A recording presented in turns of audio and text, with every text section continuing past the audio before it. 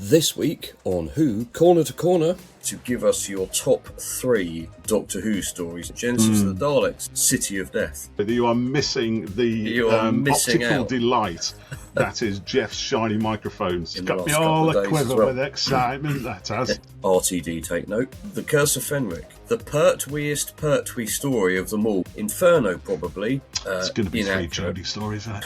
The Power of the Doctor. I'm all a quiver.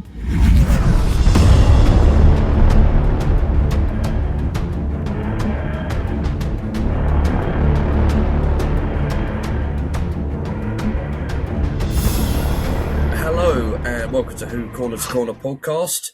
My name's Geoff, and his name is Paul. Yes, it is. As always. Well done. Thank you. Good for remembering. It's only been 4 years. 4 years. Well done. Yeah. Thanks, Paolo. So we are back this week with sort of a part 2, really, following last week, where we had our friend Al Dewar join us, and we put out a number of questions. I told Al, not really loving Who at the moment. What can I do to get that enthusiasm back up? And then the Violet Hour came out this week, so that basically solved that problem. So that did it? But prior to that, Al came up with a load of questions for us to discuss and to put to you, dear listeners. So the first of those were, which Doctor is your favourite? And to an extension, what is it you like about them, and talk about their costume. And also, is your favourite Doctor always the one you grew up with, or not necessarily? Yeah. So we had some fantastic responses to that last week, and then we also put out a question this week to give us your top 3 Doctor Who stories, any Doctor, any era, any combo. So we're going to finish up with... It's not a small question, is it?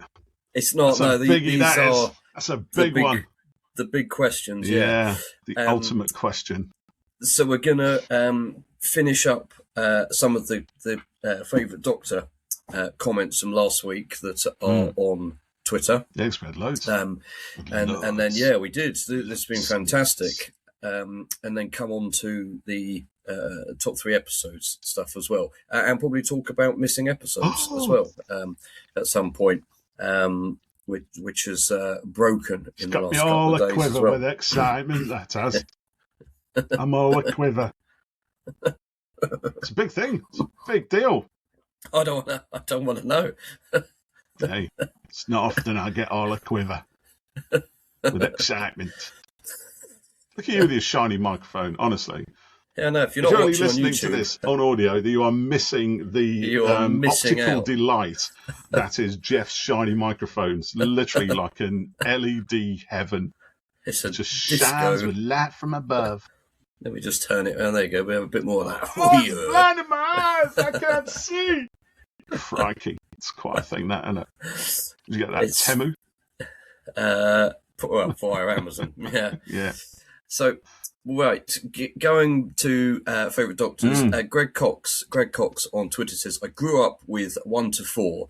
I'm not sure their costume particularly grabbed my attention until Tom's scarf.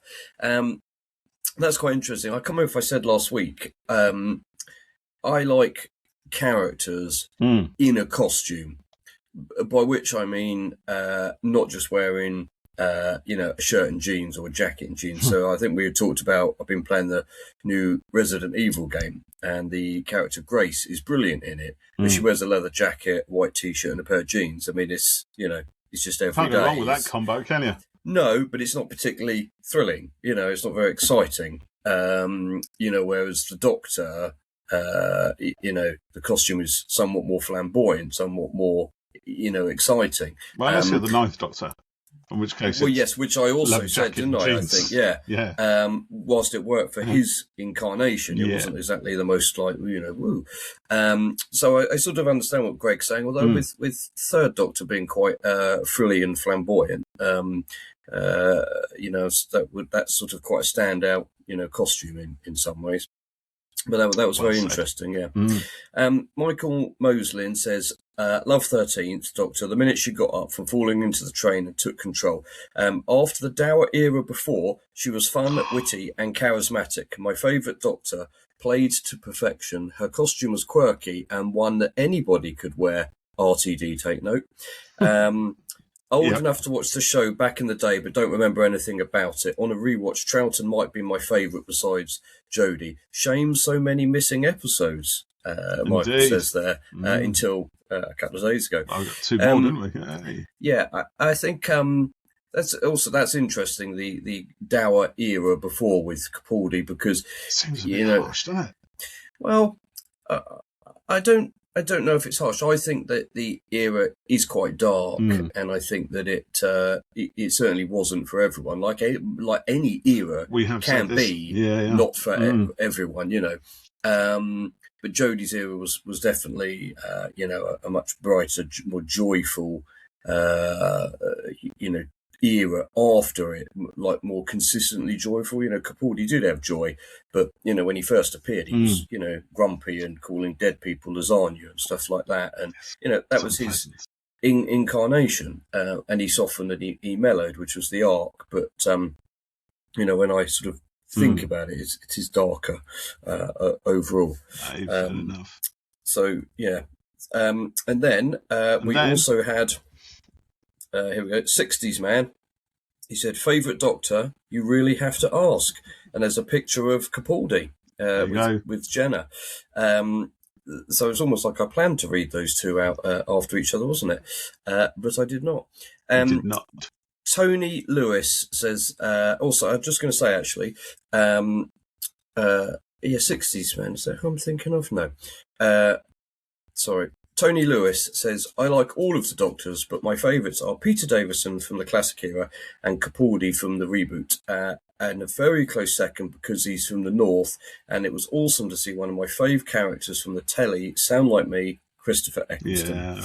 So, that's great. I love that. Yeah, it's, Eccleston's Doctor was very kind of, salt of the earth in many ways, wasn't he? And again, which is, I think, is why, he had just the leather jacket and everything. It kept it kind of, down to earth. Kept it real. Yeah, it did, yeah. So thank you, everyone, for all the comments, and things about favourite Doctors there. That's quite an interesting... before you move on. Yes, we have a voice note from Katie from last week that we didn't play. Katie actually sent us 2 voice notes. We played the first one, but I don't think we played the second one. So let's address that right now from the fabulous Katie Haynes. I think everybody's doctor can change or grow, but they will always be your doctor. Chris was my doctor. He was the first doctor I saw. Love him, still love him. I adore Matt. I love Matt so much. I watched his episodes. I'm like, this is the doctor. He's so happy and engaging and just brilliant. I think everybody's like, you can grow up. You can have multiple doctors. This isn't a pick and choose. You can have multiple doctors. I fell in love with Paul. I adore Paul. Hearing him through Big Finish, God, he needs a full season. He and Joe, I'm putting it out there. Hey, BBC, Big Bad Wolf, Joe and Paul both need full seasons. Make it happen. We'd watch it. Yep. There you go. Yeah, that's it.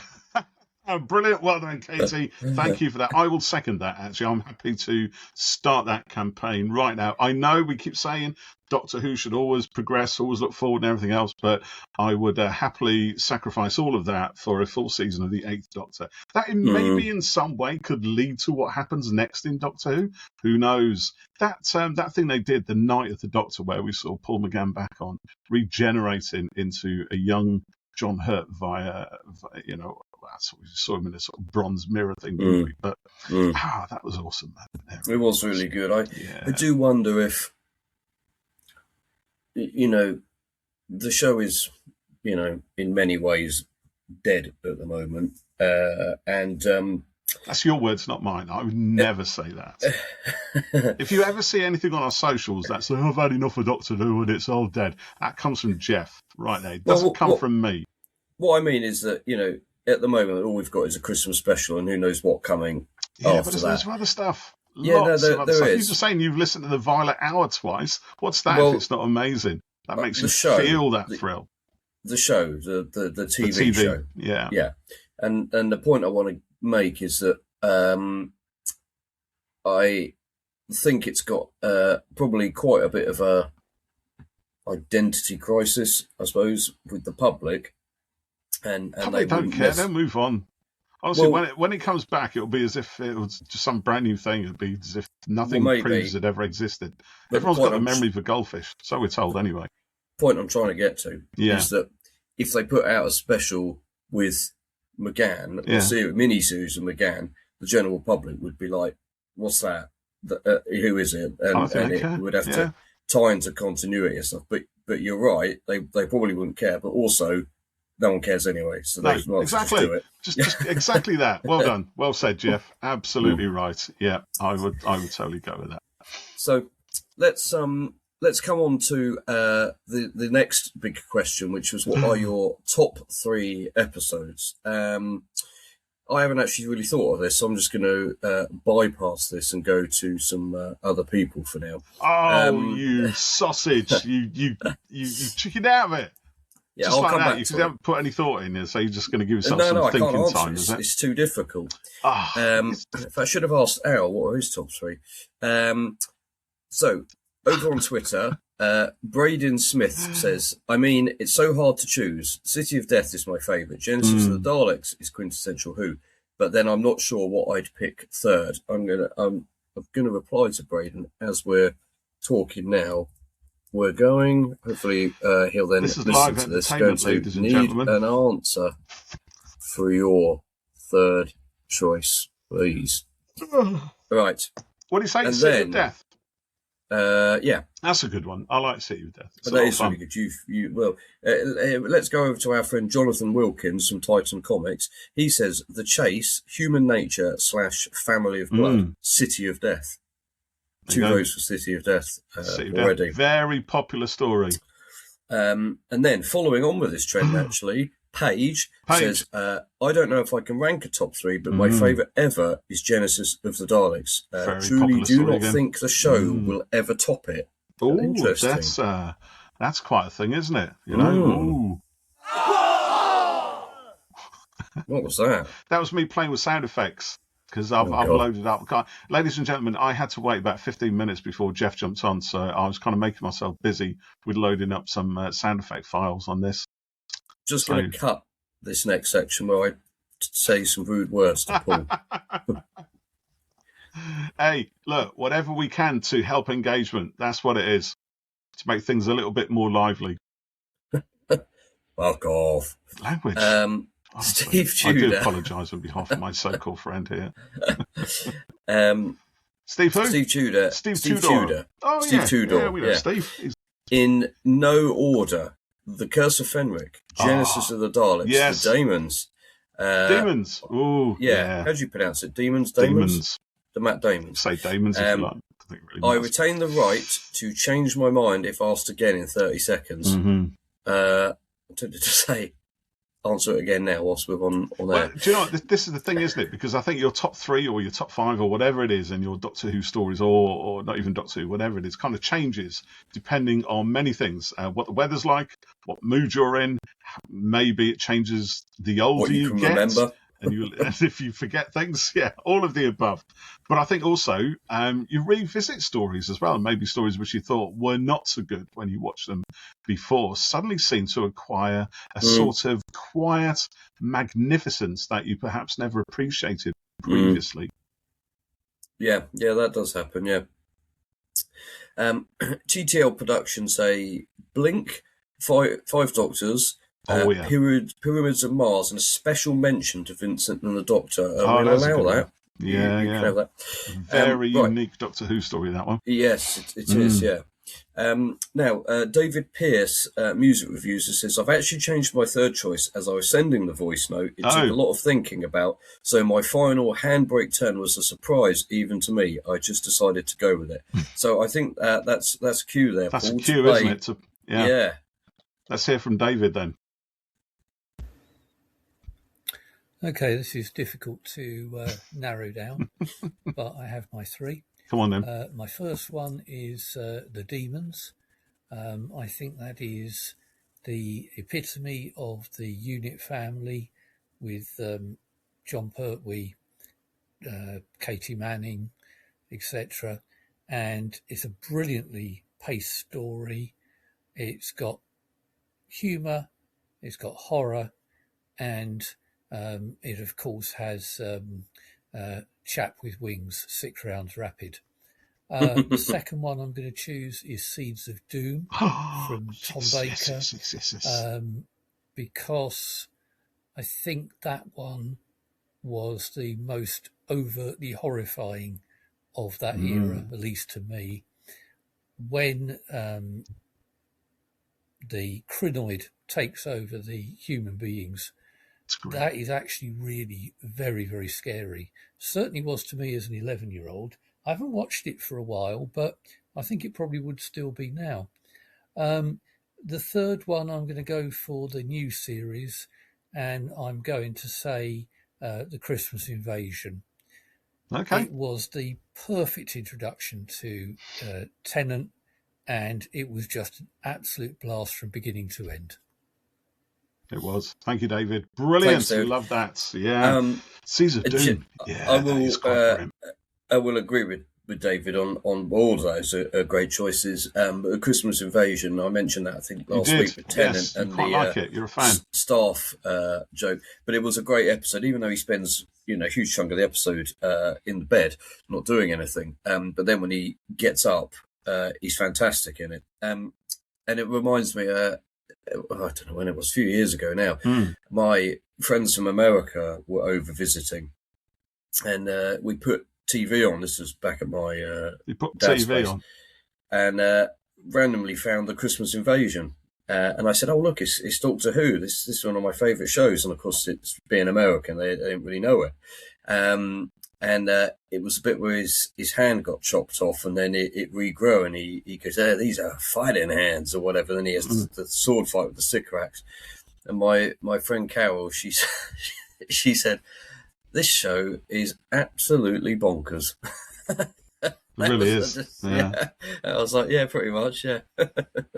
It's a good kind of mission statement for what follows next in that era of Doctor Who, isn't it? I think. Yeah. There's a kind of confidence to it. It's like, it's done that series 1 now with Chris Eccleston. It was really successful. Now they're going to kind of play it out a little bit now. They're going to try a few things. And the thing that always gets me with the Christmas Invasion and all of series 2, whichever one it is just that unbridled confidence with the stories, the scope of them. You can tell they're really pushing in, and also how they dig into the old show as well. I think in the first one they deliberately stayed away from a lot of mythology. Time Lords were mentioned, but not until quite a fair bit in. And now they start coming back, doesn't it? It's good. Yeah, it was handled nicely. Yeah. Right, I'm going to read one more from Twitter, and then we'll go to Blue Sky and then come back to Twitter. Eric White, he says, hard to say, Inferno probably, Seeds of Doom, yes, and Talons of Weng Chiang. Good ones. Some good choices there. To my absolute horror, I when I was compiling my top 3, I forgot about Inferno, and I love it so much. It's a really, really good story. It is really good, yeah. I first read that one in Target novelization form, and for a while I wasn't entirely sure what Doctor it was actually before I read it, because the Doctor's not on the cover; it's just a Primord go against a swirly orange Andrew Skilleter painted airbrush background. So I had no idea until I started reading which Doctor it was. And I just read that from cover to cover. I thought it was brilliant. What I liked most is that when the Doctor goes into the parallel world and sees what's going to happen to his project a little bit further down the line, the whole of Earth is destroyed. Everybody dies. It's so grim. And of course, his mission then is when he comes back into our current Earth, is to actually stop that happening, because we've seen it happen. We know how high the stakes are. And I think for the first time probably in Doctor Who ever, I think, reading a Target novel, you really feel the power of that threat. It's just It's apocalyptic. That's the only way I can describe it. And it wasn't until quite a long time later when I actually managed to see the TV show, the serial itself on TV on UK Gold. And it's just as good, because sometimes a lot of those things, when you read the book, because you have your own ideas and your own sort of epic scope of things, and you see them on TV and it's a little bit disappointing, but actually Inferno isn't at all. It's just as powerful on TV as it is in the book, and vice versa. Brilliant. Love that. Great. Right, do you want to deliver some Blue Sky to us? I would if I had it queued up properly, but I don't. Good. I've got it queued on something else, so I'll let you do that pleasure. Okay, right. Whilst I do that, so I thought he'd sort it out. I said Blue Sky, but I was looking for something else on Blue Sky, and I found it, and I don't want to lose the page. Okay, here we go. What are your top 3 stories? Okay. All right, so first up, Lucy McCall. The Visitation. Aliens and the Great Fire of London equals catnip to a child who loved museums and historical stories. Lucy likes catnip. What can we say? Yeah. The Demons, all of it, but especially the Master as a vicar and the fabulous Miss Hawthorne teaming up with Sergeant Benton. Enlightenment, period details, creepy externals, which I'll come back to. Yeah. And a reckoning for Turlough, and a brilliant villainess in Captain Rack. That'll do for a top 3 today. Then Lucy's come back and said, externals, Eternals, bloody auto-cracked. Mind you, the external model work of the ships is beautiful, she said, so she sort of saved her typo there. So, well done. Daniel Knight, he says, let's see, we do follow Daniel. City of Death, 5 Doctors, Power of the Doctor, Parisian laughs, nostalgia rush, and a big warm hug of a story with lots of tears. City of Death? No, let me read that again for you. City of Death, Parisian laughs, 5 Doctors, nostalgia rush, Power of the Doctor, a big warm hug of a story with lots of tears. That makes sense now. Well, and you got a sound effect for that? No.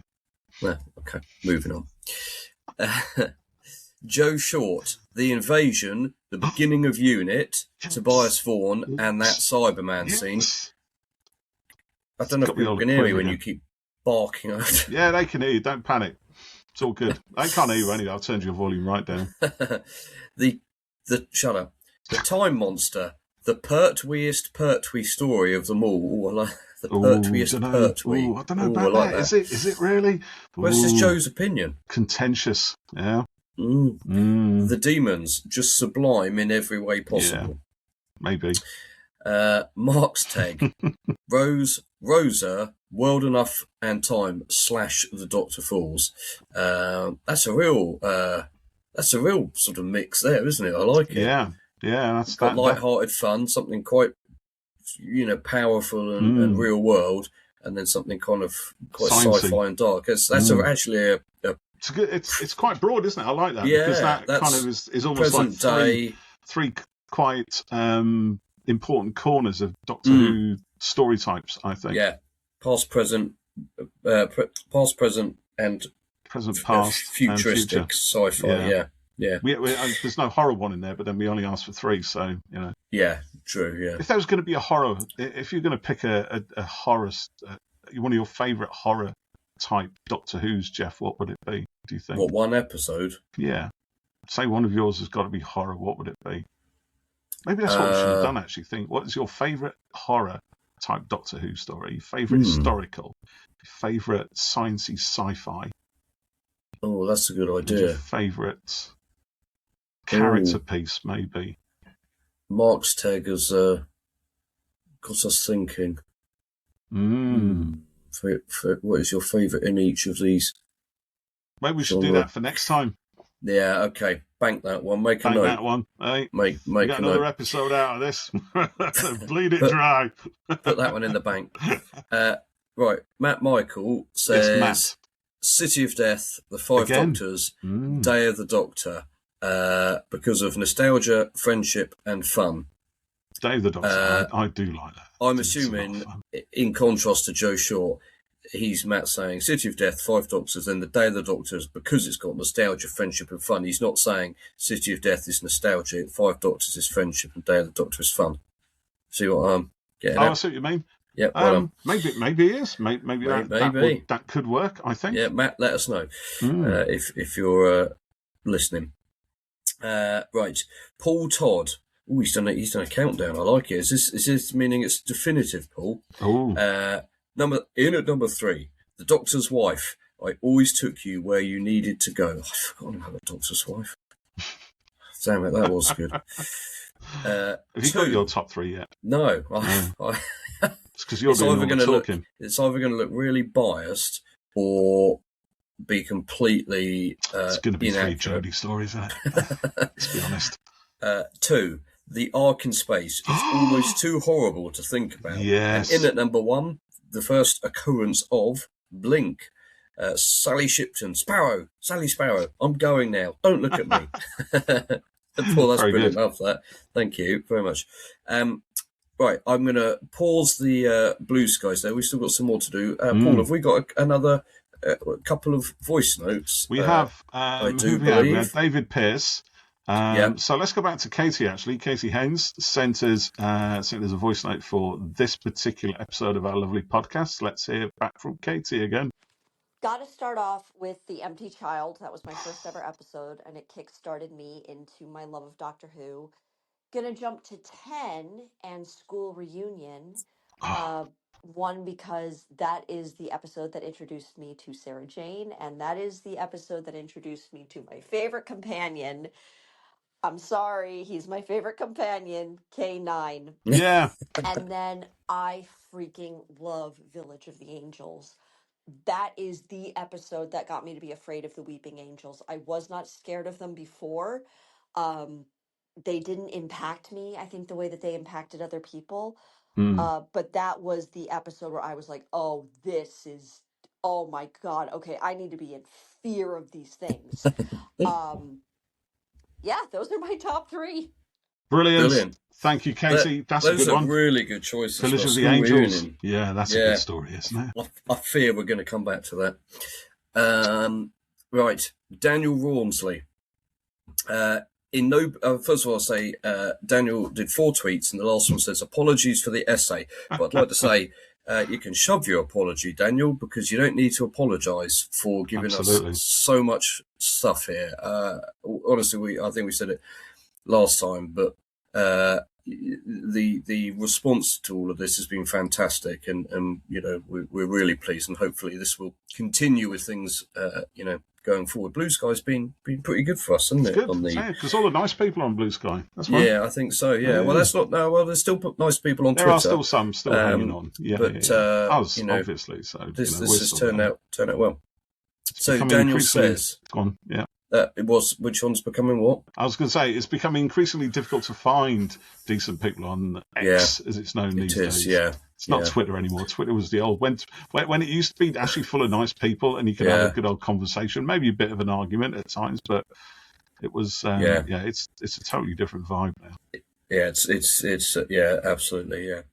So anyway. Daniel says, in no particular order, and off the top of my head, ask me tomorrow, and you'd probably get completely different answers. So why not tweet us in now, Daniel, and tell us what your choices are today, if you're listening. He says, The Invasion, a DW adventure you can just luxuriate in. Those London locations, Don Harper's moody score, and that daring helicopter escape, which plays so much better in our heads. The 5 Doctors, my gateway drug into classic Who, an anniversary special that's more of a leisurely dinner party with Troughton and Pertwee as the larger-than-life guests who like to hog all the attention, Tom as the guest who didn't quite make it, and Davo as the genial host holding it all together.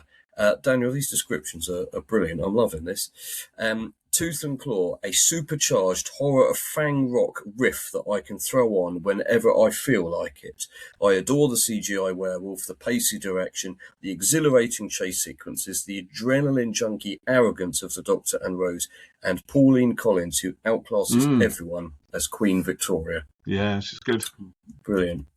Right, I'm just going to bear with me. I just had a couple of notifications pop in. Always have notifications. So I'm just going to check those from Gavin. And Paul, we also have a voice note from The Future is for Everyone as well, don't we? We do. Shall I play that now? Let me just read these couple from Morgan here. Morgan says, I hope I'm not too late, but my top 3 stories would be Rose.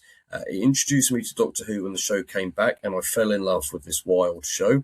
The Power of the Doctor. It brought back most classic Doctors, and it felt so amazing, like it should have been a film. Yeah, it should have been. And finally, The Day of the Doctor. What more can I say about the episode that celebrated a massive milestone of 50 years of a beloved TV show? Off topic, but after Corey's 50th anniversary in 2010, I thought nothing would beat that. The Day of the Doctor is a spectacular episode. Morgan's a big Corey fan. Yeah, it wasn't that... God, going to the 50th anniversary convention. You went to that, didn't you? Yeah, I did. And then going to the cinema afterwards to see the episode. That was a fantastic day. Absolutely incredible. Met Matt, Jenna, briefly talked to Colin Baker and Sylvester. Yeah, absolutely brilliant. Maybe we should do a conventions episode. Talk about conventions. I've seen quite a lot of people are Flux this weekend, meeting Jodie and Mandip. I'm pretty jealous, I'll be honest. Well, we have talked about going to conventions and people's various experiences on them. On some of the, remember when we used to do those? I used to get a whole bunch of fans to talk. Yeah, meet the Whovians. We should do one of those again. Yeah. We should do a few of them. And, it's always really good. We had a good time at MCM last year, didn't we? Yeah, it was fun. So maybe we could go again this year. We'll see. Right, yes. Would you like to play the other voice note, and then I'll come back to some more of these. Here we go. This is from The Future is for Everyone. Hello, corner to corner. My first one is The Daleks Terry Nation. Wrote it, William Hartnell stars. Absolutely fantastic. Great introduction to the Daleks. Wonderful build-up in episode 1, and a really cool Barbara Wright. They knew how to write companions back then. Number 2, I would have to give it to World Enough in Time, the 2-part Mondasian Cyberman story. Peter Capaldi gets such good stuff to do, including the speech of trying to get Missy and the Master to support him. His relationship with Bill, the amazing chemistry is there. Stephen Moffat remembers to write with heart. It is why I love that season as a whole. Rosa is the 3rd series. It's wonderful to be back to his historical. They properly focus on her and the type of person she was. She was an activist. She was an organizer. And that gets sanitized when she gets talked about in the U.S., especially by conservative leaders. They just say she's a woman who was tired and sat down. I also love how much respect they have for showing that non-white companions traveling in the past, it's a different experience, and it only enriches the story. What good stuff for the Whittaker era. 100%. Brilliant. Thank you for that. That's fantastic. I wouldn't argue with any one of those. No. I good. think I might have said before, when The Woman Who Fell to Earth aired, I thought, this is amazing. And then The Ghost Monument, which has my favourite ever Doctor Who scene. Was it my favourite? Or was it the end of the Angels? Not sure. I'm going to have to think about that one. Phenomenal. Well, it was when the TARDIS reappears for Jodie. Oh yeah, and I mean, Ghost Monument, I was just bawling at it. It was just beautiful. Loving like a. Oh, really was, yeah. But then with Rosa, I was like, oh my God, this is something different, going on here. Yeah, Frank and I watched that, and we just, honestly, we were just glued to the TV. Absolutely glued, because the tension, the build-up, knowing what's at stake again on this, and actually kind of applauding Doctor Who and Chris Chibnall and everyone involved in this, just for going there in the first place. and doing what they did. And, they managed to get a little bit of sci-fi in it with the guy from the future. Yeah, Krasko, but, what he represented, as a distillation of uncontrolled racism, it's just such a powerful thing. And then to throw that into a story about Rosa Parks and just have her be who she was, or at least just who we think she was, and so it seems so credible. It was amazing, honestly. I mean, the whole tension really is like, is the bus going to get there on time? It's just crazy when you think about it. It's hardly universe-shattering stakes, and yet, it was as tense, if not more so, to watch that as it was the universe disappearing into a slow heat death of entropy or something. It was brilliant, brilliant story. Yeah. I'd also just like to say, The Future is for Everyone is a relatively new listener to us, and has been really active, which is great. Paul, I'm not sure if I know The Future's real name, so hopefully he's listening and will let us know. If he wants to, or remain mysterious. If he wants to, of course, or we can just continue to refer to you as The Future. I think that's a good name as any. Pretty cool name, I mean, to be honest. Much more exciting than Bob or something. Yeah. Well, let's hope it's not Bob, but Bob's a great name.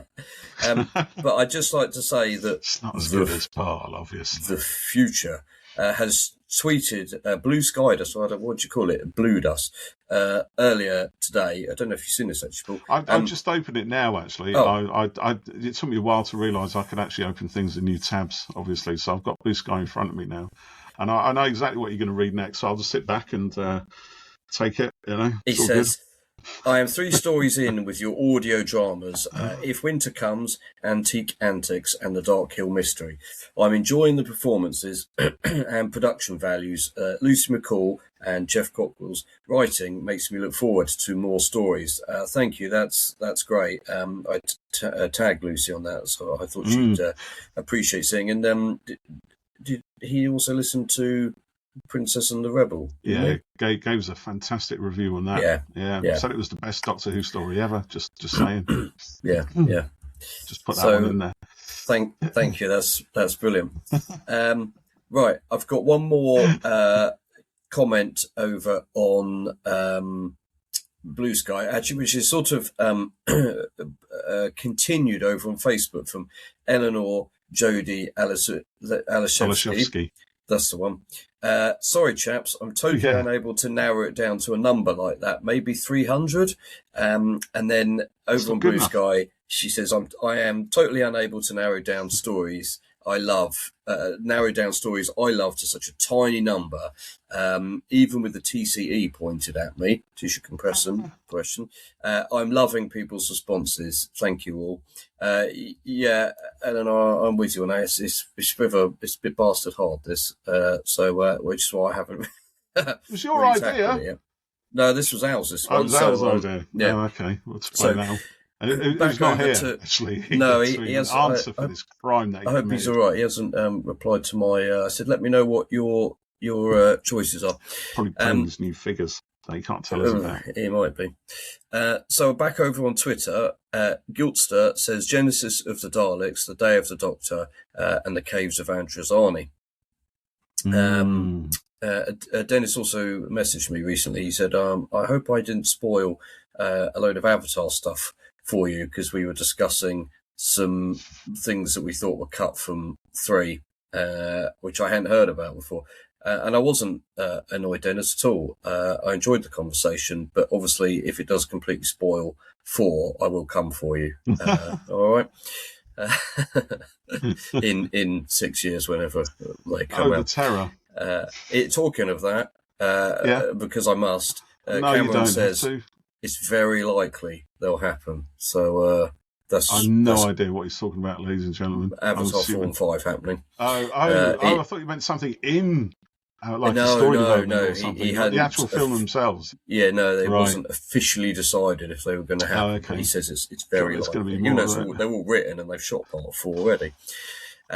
Right, DW fan 91 says Very, very difficult, but I think, very difficult, which implies some doubt, I think I'll go with Genesis of the Daleks, Terror of the Autons, and the Daleks Master Plan, which is some good choices. And someone's commented, third pick, Grogu, saying, what did he see? And you've replied, this is the way. This is the way, yeah. Okay. It's a Mandalorian reference, obviously. Yeah, no, I know. It's the only good Star Wars. It's the only good Star Wars that you've seen, isn't it, really? Well, I've seen it all, but it's the only good bit. It's the only one you've enjoyed. Well, I haven't watched Ahsoka and Andor and Ahsoka and whatever. You're definitely missing out on Andor. Oh, my goodness. Well, I know you like it, but I don't care. Greg Cox says, I'd struggle to give just a top 3, but Inferno is my number 1. Others that would be up there would be the Silurians, Pyramids of Mars, Sea Devils, Horror of Fang Rock, Image of the Fendal, and Robots of Death. Now, if you recall, at the top of this episode, I read a comment from Greg about his favourite Doctors, and he wasn't grabbed until Tom's scarf appeared. And if you notice, apart from Inferno, most of those are Tom Baker. Indeed, they are. Well done, Geoff. Yeah. And Greg actually had a couple of responses to his tweet there. Mrs. Brenner says, Inferno is fantastic. I love most of the Third Doctor's run. The Robots of Death is another classic. And then the Marshall Sweet, who's a new name to me, says, The Talons of Weng Chiang, The Caves of Andros, that's the one, The Caves of Androzani, and Genesis of the Daleks. The Daleks are coming for you, Doctor. The Daleks. And then Spider. The Daleks. Spider, who's at Universal Event, says Caves, Pyramids, Genesis, taking on all challengers. Caves, Pyramids, and Genesis. Spin had a reply. Just point it down 3 words. They say, sorry, I forgot to put why. I will rectify that shortly. I'm going to need to know why. Still waiting. Come on, get on it. Get on it. Danny Blackburn 7 just followed because that's also a new name 6 to other us. Danny Blackburns? Yeah, it's like the 11 in Big Finish. I'll expect to follow back, Danny, for that. If I had to choose, I'd go for Day of the Daleks. Just love the plot and clever story. Yeah. Earthshock, my first Cyberman story, and love the design. The Demons, just classic, and love Unit, Third Doctor, and the Master together. Closely followed by Infernal and Image of the Fendal. Interesting. And he's put a great gif of Pertwee that I can literally hear it. Look, try and use your intelligence, man. Even if you are a politician, I literally hear his voice coming out of that. We need Tim Trelaw, don't we, to do that for us? Yeah. Oh, actually, talking of Tim, he emailed me Did he? the other day. Is yeah, it for another chat? To him. Quite possibly, yes. Or was he after work? Well, he was saying he's around now and he can do stuff. Oh, brilliant. We'll have him back on. He's great fun. Yeah. Lake County Naturalist says Inferno, the Sea Devils, and the Armageddon Factor. Naturalist. Okay. What did I say? No. It was what you said. Naturalist. I'm just thinking, the old 1970s idea of a naturalist was somebody who runs around naked, that kind of thing. Well, I did just put an image in my head, which I can't unsee now. Are you quivering? I'm all a quiver with excitement.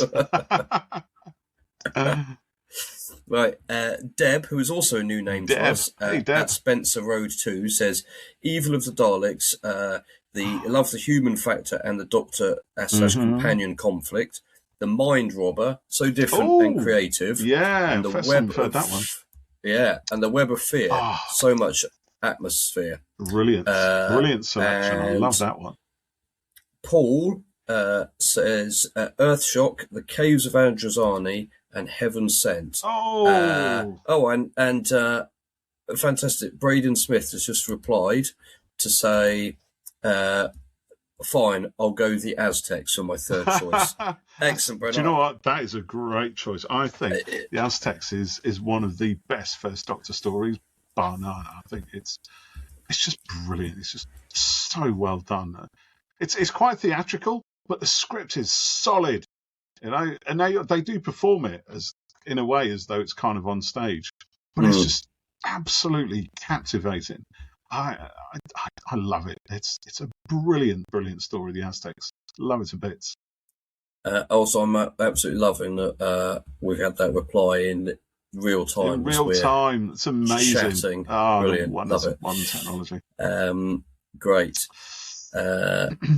Okay, brilliant. So thank you, everyone. That's fantastic. There's a lot of what you would call classic episodes popping up amongst all that, but there's also a lot of lovely unexpected surprises as well. It's interesting to see where the stories repeat, where the commonalities are. So City of Death we've had a lot, which is interesting. Genesis of the Daleks we've had a lot of.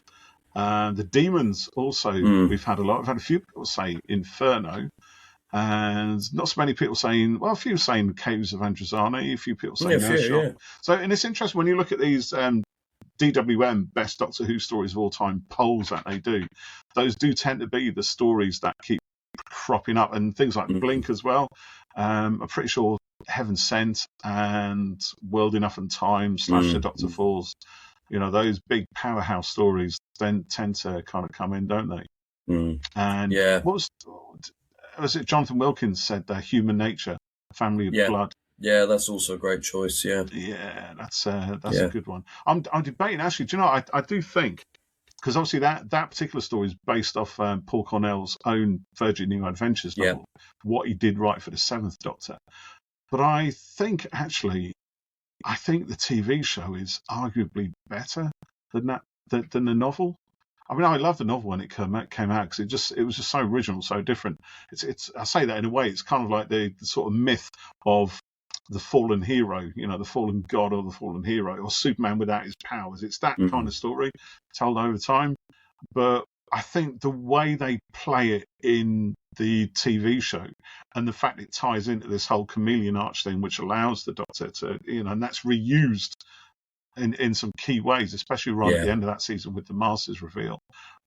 It's brilliant. I love it for that. And of course, it was the first story we had on TV that really showed us visually kind of a lot of really nice little Easter eggs from the classic show, the book, including the Eighth Doctor, which seems almost, it seems to be a confirmation of the Eighth Doctor's canonization, if you like. And that was really pleasing to me at the time. So there's a lot of love for that one.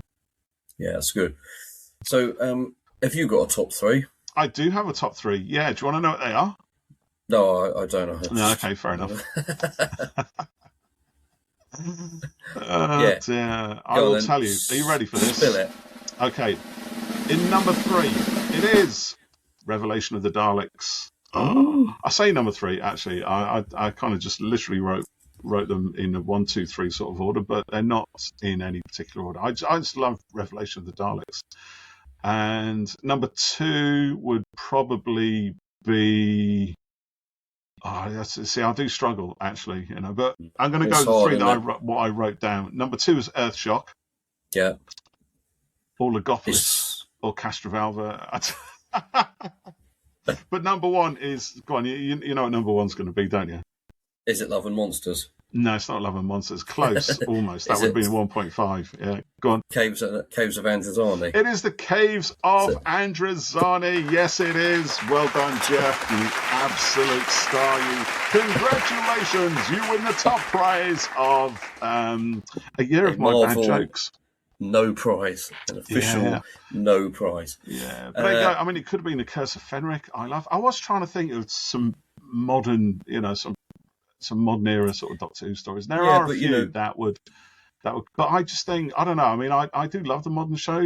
But it's not the same in certain ways for me. Anyway, I know, for a lot of people, it's preferable. Yeah, but I think that's probably, quite a good, mix between us. You do love it all, as do I. But you have more history and it's where my heart is.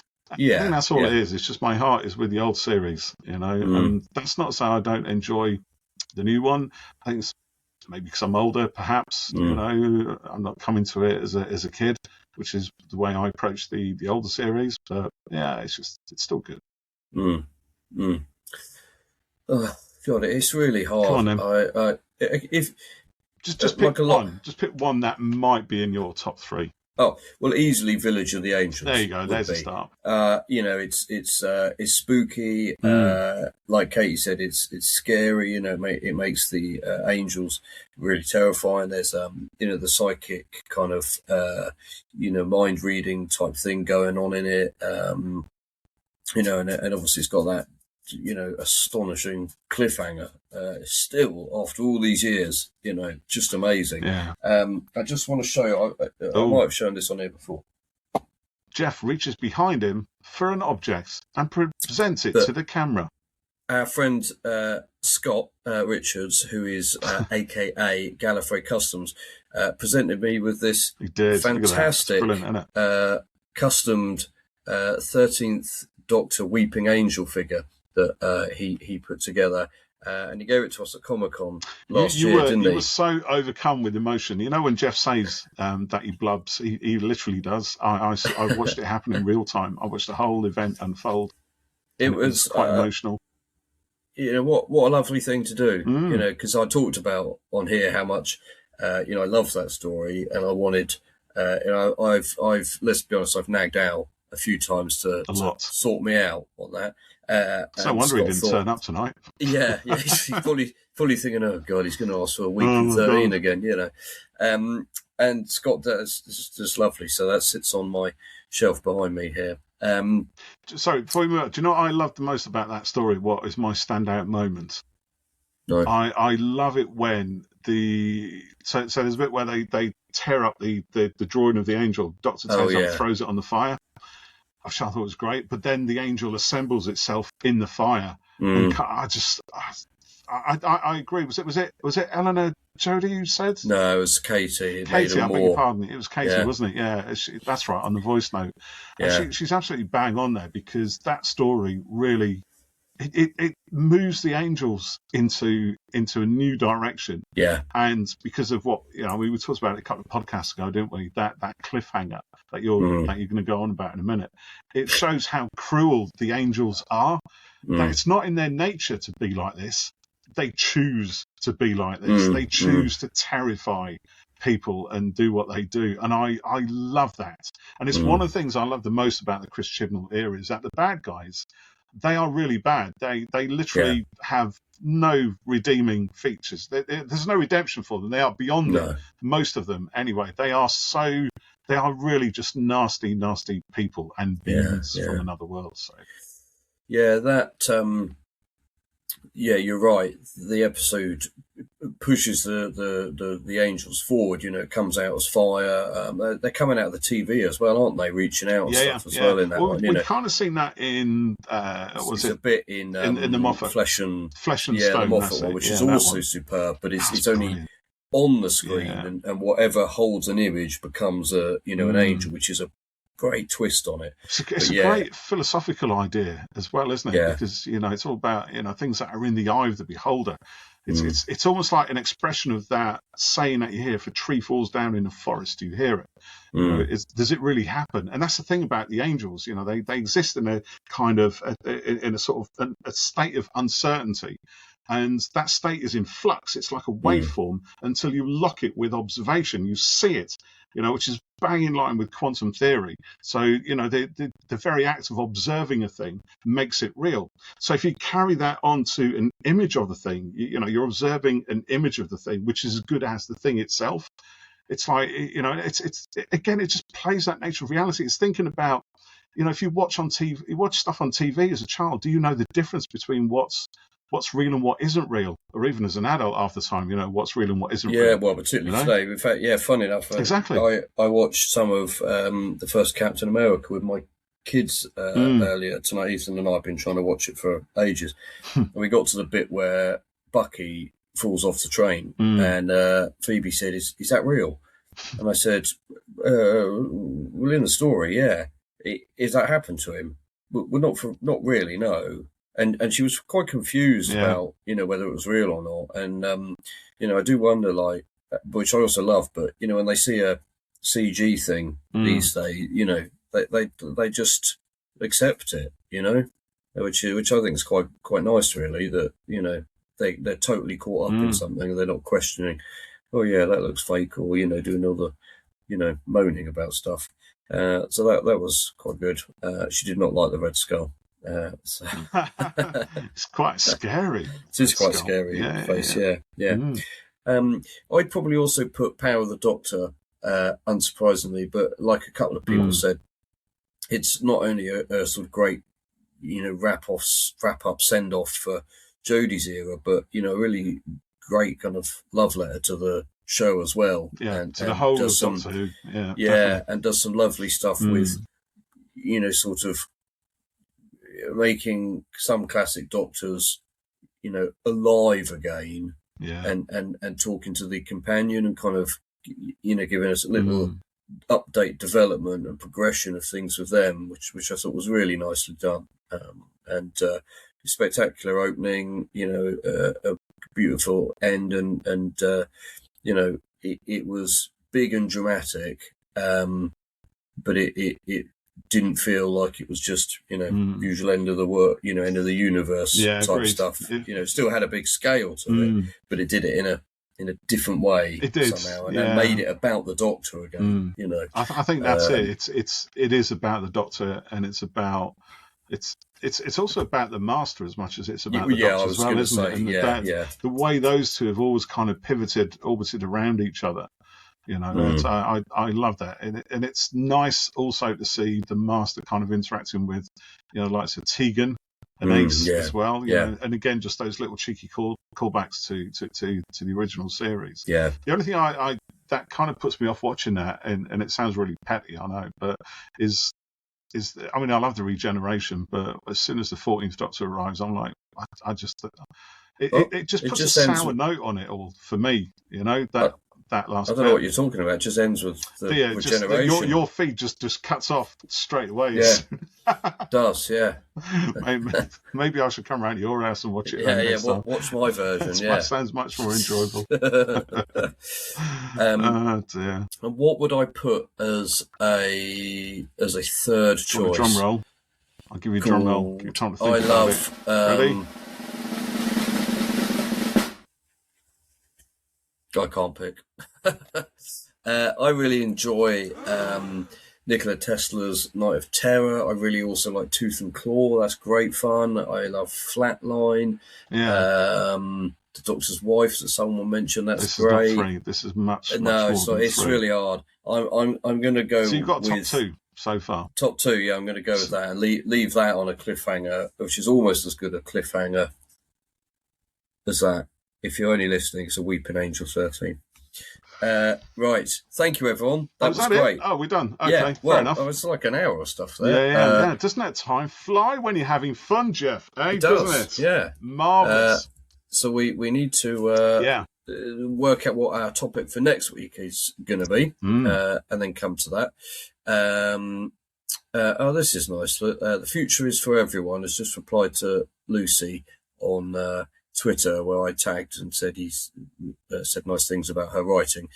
She said, "Thank you very much." And he said, "You're welcome." Joe Ford from Hampshire with a Blunt Penknife has mentioned on many a pod that you are a talented writer. I have to agree. There you go. So, Paul, would you like to talk for a little bit about the discovery of 2 missing episodes? That's why I queued up, wasn't it? I'll have to go back to that now. Yeah. Well, no, this was brilliant because it's only, a couple of days ago that the news broke that they had that 2 episodes from William Hartnell's days, basically a couple of episodes from the first episode of the Daleks Master Plan, and I think it was number 2 as well. We've now got it's number 3. Episodes 1 and 3 have been found. We've had number 2, so now we've got 1, 2, 3, and there's another one. I think there's one from later on, which have been. Which are now rescued, which exist in the real world. And I was kind of looking into the story of this, and it's a mad story in the fact that a private collector, has basically just kind of passed away, and their collection has been donated to the guys at Film is Fabulous, I believe they're called, who basically is a charity, and they take it on themselves to kind of restore archival material where they find it or where it's given to them by people, and and try and get it back into the world in some way. And they're a whole bunch of people, and they're a charity, so they depend on donations and people's goodwill and stuff like that.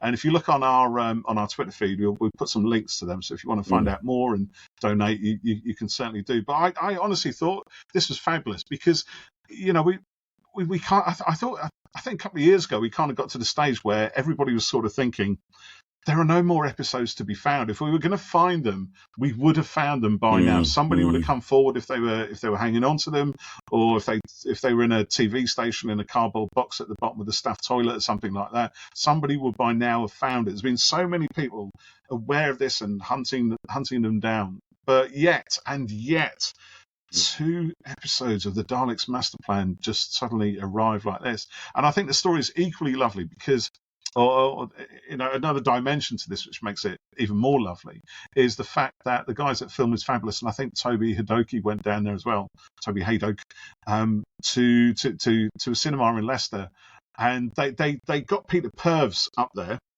And under the pretense that they were going to just give him a little interview, ask him a couple of questions about something, and they sat him down in a cinema and showed him these these episodes, which he's in as Stephen Taylor. And if you read the story, his reaction is just beautiful. It honestly brought a tear to my eye. And who's in a void, a Doctor Who news void, something like this happens, and it's glorious. And what's been also lovely, the third part of the loveliness, is how all the fans have kind of just come together, forgotten their differences, favourite this, favourite whatever, and just congratulated the team. And I don't think anybody's out there saying anything negative or anything bad. Everyone's saying lots and lots of lovely things. And most people can't seem to wait until we can watch them again. And we will be able to. We can watch them in the UK, at least on iPlayer on. They'll be on iPlayer 4th soon, of April, I think. It was something like that. So, The Nightmare Begins, which is first broadcast in 1965, the 13th of November, and The Devil's Planet. So, that's brilliant. That's lovely. Yeah. I think everyone is massively, massively pleased with that. So it deserves, I think, a massive round of applause.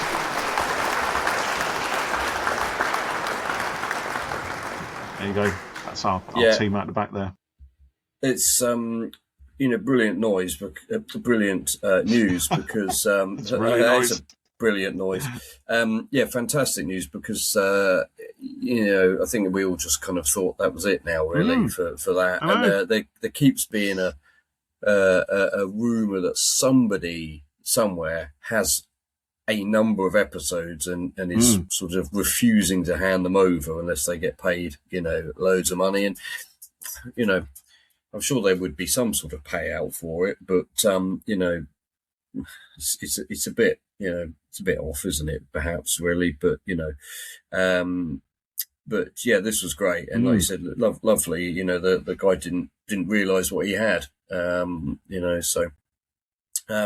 Right, before we sign off, so I'm sure we will watch those at some point. We're going to watch them. We should talk about them when we see them. Absolutely. I can't think now. How many episodes of? I should have looked at this. How many eps of the Daleks Master Plan exist? I think there's a couple. There's at least one that's already out there. So the missing episodes 4. So 5 we've got. 6, 7, 8, 9 is missing. We've got 10, and we're missing 11 and 12. There you go. So we've now got 1, 2, 3, 5, and 10. 1, 2, 3, 5, and 10. That's 5 episodes. That's which, not bad, in any other Doctor Who story would be pretty much all of it. Certainly most of it. Yeah, of course, it's one of the longest but now, ones. Of course, it's a 12-episode story, which is kind of crazy, really. I mean, the whole thing is mad in itself, the 12 episodes of Daleks. I was reading DWM's Terry Nation special from a few months back, and it's quite fun. Sort of Terry, he was tearing his hair out trying to write this thing. He couldn't do it on his own. He teamed up with I shouldn't have got rid of that page. I think was it Dennis Spooner, I think. Probably. I think it was Dennis Spooner. Anyway, someone will correct me if I'm wrong. I can't be bothered to go and look into it. But, they did like one episode each, I think, almost. And Terry Nation had written the outline. It wasn't enough to fill 12 episodes, and he just couldn't do it. I can't think of panning out this story. Do you know what I mean? Yeah. So, and I kind of felt for him. I tell you what, actually, that is a brilliant little issue. It's sort of also a real dive into Terry Nation's works and his life. If you got it, read it. If you haven't, get it from DWN's back catalogue, because it's brilliant. It's changed how I view Terry Nation. I always used to view Terry Nation as, obviously he was a brilliant writer, but I kept having the idea that, the thing that he recycled a lot of stuff, which I think actually a lot of writers do. But maybe because a lot of his works were so successful and so visible, you kind of notice that a lot more perhaps on, I don't know, but, he did kind of struggle with storylines when he pitched Blake 7, and they, to the BBC as an idea for a series. And they said to me, "Yeah, that's great. We'll pick it up. 13 episodes. Off you go. You write them." And he's like, "Well, I didn't want to write all of them."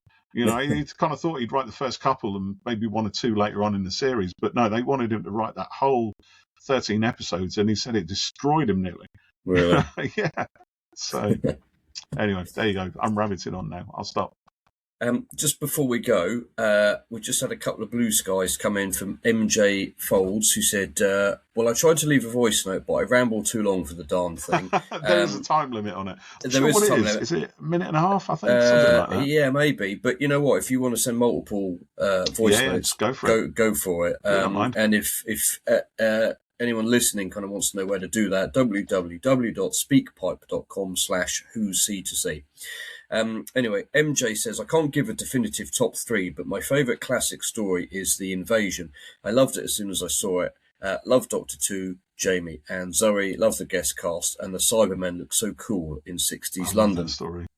Plus Vaughn and Packer are amazing villains. Next, The Demons, as it was the first Pertwee I saw, and I thought it was wonderful. The whole Wicker Man vibe, the Master being glorious, and all the wonderful guest cast, and Azael looks so cool too. Is that how you pronounce it? God, I'll do. Terrible. That'll do it. And lastly, I'll go for World Enough and Time/The Doctor Falls. I love the Mondasian Cybermen returning. I love Capaldi's Doctor and Missy together. John Sims' return was wonderful, but so much tragedy around poor Bill. When she found the Doctor's supposedly dead body, my heart broke. Such a wonderful story. I could have chosen many other episodes, though. Thank you for that. That's brilliant. It's been great getting all these comments. Thanks, everyone. Right, we will be back soon. We will be posting another question to get your input and hopefully your speak pipes in on. Yeah. We're also soon hopefully going to be talking to the writer of the Violet Hour, the recent 13th Doctor audio. We just need to line that up, so look out for that soon as well. So thanks, everyone. I hope we're going to review that as well, are we? We will do, yes. I think perhaps we could do that and tack that onto the episode with the writer. So, yes, thanks, everyone. We hope you're well, and catch you next time on Who Corner's Corner. Bye for now. Bye.